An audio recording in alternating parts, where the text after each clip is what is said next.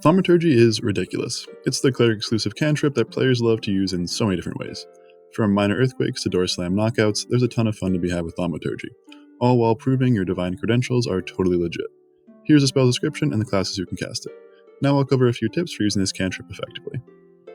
As a starting point, Thaumaturgy has 6 bullet points that all indicate a different use of the spell. For the sake of staying organized, I'll break down the spell's uses by each of its bullet points, starting with the first, which is to triple the volume of your voice. The first good use of this effect is to boost intimidation checks. Loud people are scary, and hearing a guy scream thrice as loud as your average Joe is sure to make some NPCs quiver in their boots. And if you're trying to hide the fact that your shout is spell enhanced, you can cast a spell outside of earshot so they don't hear the verbal component. Another good use of this effect is to quickly get a crowd's attention. Busy streets, panicked villagers, loud storms, and just plain distance can all stand in the way of communicating to lots of people at once. These things aren't nearly as big a problem with Thaumaturgy prepared. In a similar vein, this effect can be a good way to communicate with allies at a distance. According to an official DM screen, which isn't a source book but still seems semi-official, a very loud noise is audible between 1 to 600 feet away. With Thaumaturgy and the right conditions, your shouts can be heard up to a third of a mile away. Take that, Gordon Ramsay. This could also come in handy if you need to shout commands to troops in battles. Other than that, a booming voice can help sell your scary impersonations while you're out of sight. For example, you could pull a Wizard of Oz and pretend to be some kind of deity whose voice thunders from above. With Thaumaturgy, I'd give advantage on a deception or performance check in a situation like this. Up next, we've got Thaumaturgy's second effect, which is to change flames. My first use of this effect is to sell your divine credentials, by doing something like convincing rubes that your god is changing a fire's color to communicate with you, or that a certain course of action is divinely mandated. Continuing with nefarious uses, you could also cause all flames in a space to flicker and grow as you speak, which is a good option for getting advantage on an intimidation or performance check. To get around the verbal component tipping anyone off, you can have an ally do the intimidating or performing while you cast Thaumaturgy off-screen. Or just make it seem like the verbal component is a strange swear word that precedes your tirade. On the friendlier side, you can use this flame-changing effect to signal from a distance by dimming, brightening, or altering the color of a torch. You can even pre-assign different colors to different meanings, like green means attack, yellow means wait, and red means stop and retreat. These final two uses are a bit contentious because they step on the toes of another cantrip, Control Flames, but I'll mention them anyway. The first is to improve stealth checks by making a torch's bright light into dim light. While the mechanical benefit of this bullet point is unclear from the spell's description, I think the fact that it only works for 1 minute makes it fair enough for this use. Just be wary, the very fact of torches suddenly becoming dim might alert patrols rather than hinder them. And on the flip side, you can use this effect to brighten a small fire to aid in perception or investigation checks. Again, this is only momentary, but it could make your job easier when you're looking for secret doors and the like. Effect number 3 of Thaumaturgy is Tremors, which can be used for a number of things. First of which is to terrify most creatures not accustomed to seeing magic. A mini earthquake centered on a guy muttering divine gibberish is a scary sight, and one that most regular folks don't see every day. Just one more way to boost your intimidation, really. On the nicer side, you could use this to accentuate a performance. If your group's bard is telling a tale of a battle scene, why not help transport the listeners there with an immersive experience? And if you're storytelling with a purpose, you can also try to trick creatures into investigating a fake cave-in. If you're in a delicate cave network or in a rundown building, the fear of an earthquake might be enough to relocate some creatures.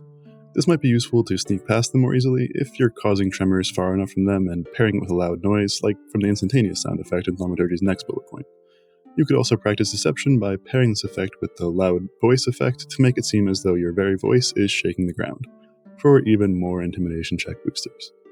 The next effect of Thaumaturgy is to create an instantaneous sound effect. There's a whole bunch of options here, starting with the ability to scare a guard from their post.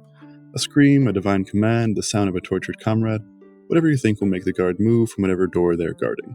And if you're dealing with simple folk, you might also be able to convince rubes that an area is haunted, with some sort of spooky or divine sounds. Or a recreation of whatever sound you already know that they're scared of, like a banshee's shriek. You could even pull a Rahadin from Curse of Strahd and make it seem like the screams of tortured souls are emanating from a certain creature. On the more tactical side, this effect can be used to trick people into leaving a locked room to investigate, with whatever noise you think is most likely to stir their suspicion. This could make it easier to get into a locked room, or simply be used to bait enemies into a battleground that better suits your party. Another good use of this effect is to use animal calls for covert communication. This is your basic hoot twice like a barn owl trick from The Hobbit, but with magic. If you want yet another way to enhance skill checks with Thaumaturgy, you can clap thunder to add gravity to an ally's words.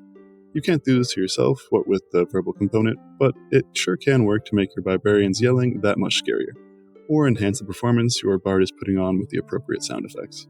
And finally, there's the obligatory fart noise suggestion, to embarrass a noble or just mess with someone in your party. Moving on to Thaumaturgy's fifth bullet point, which is for opening or closing a door or window. The first practical way to use this is to check for traps from a distance. Opening doors is a risky business in D&D, especially in some dungeons. With Thaumaturgy, you can put 30 feet between your party and the open door, making this simple task risk-free once more. Another way to use this bullet is to spook a room's occupants by closing a door from out of their line of sight, either to sell your divine credentials, cause a diversion, or scare people away. Speaking of keeping people away, you can use this effect to quickly slam a door shut to block pursuers. Your allies will still need to barricade it to actually slow anyone down, but it can be a good first step as you run away. On the opening side, you might use this ability to trick hiding enemies into attacking the moment a door opens. If there's a bugbear waiting to thwack whoever walks through a doorway, you'll be glad to use this trick to stay safe and possibly even cause it to reveal its hiding spot.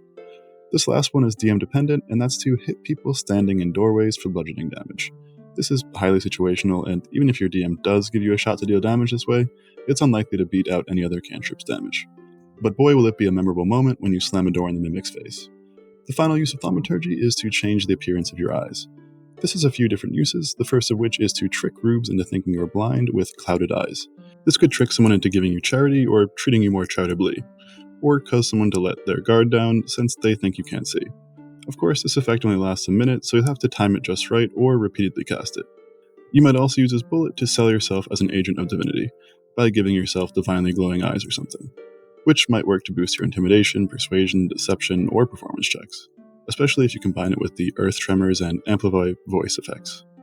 In a similar vein, you might convince onlookers that you're possessed with demonic eyes or something, whatever look you think will scare the folks around you. On the more tricksy side, you could use this effect to make yourself look sick or tired, which, like the faux blindness trick, might cause people to look on you as less of a threat. And finally, you might use this effect to give your eyes an extra beautiful appearance to boost persuasion, if you're dealing with someone who's easily duped by a pretty face. Alright, so that's all I've got for ways to use Thaumaturgy in D&D 5e. Note that for many of these social uses, you'll have to be careful about where you are in relation to the people you're trying to fool. After all, the verbal component of the spell is still apparent to all onlookers, which can ruin the effect of it seeming like a direct act of your god. For the minute-long effects, this is often as easy as muttering the verbal component out of earshot. Of course, you could also use a subtle spell metamagic for extra convincing fun with Thaumaturgy. Those are some of my favorite ways that I've seen Thaumaturgy used in D&D games. I'd also love to hear some of your favorite uses and combinations for the spell in the comments. For my 2 cents, Thaumaturgy's utility mostly comes from its ability to give you advantage on certain ability checks, namely charisma checks like intimidation, deception, persuasion, and performance. It can also be used in a number of other creative ways, like enhancing your ability to communicate at a distance, affecting an area's lighting, and showcasing your minor divine powers. Next up, let's cover 2 rules questions that come up around Thaumaturgy. First off, you cannot open stuck doors with Thaumaturgy. Only unlocked, unstuck doors can be opened with it, according to the game's developers, so it can't get you out of making that strength check. Rule number 2 is that all flames in an area are affected when you use the spell's second bullet point to flicker, brighten, dim, or change flames' colors. You can't pinpoint a specific fire like you can with control flames. That's all I've got for possible Thaumaturgy uses and answers about its rules. Next, I'll give my answer to the question, is Thaumaturgy a good spell? My answer is yes, Thaumaturgy is a good utility cantrip. It's primarily an ability check enhancer with divine flavor, but creative players can find 1,000 other uses for it in a pinch.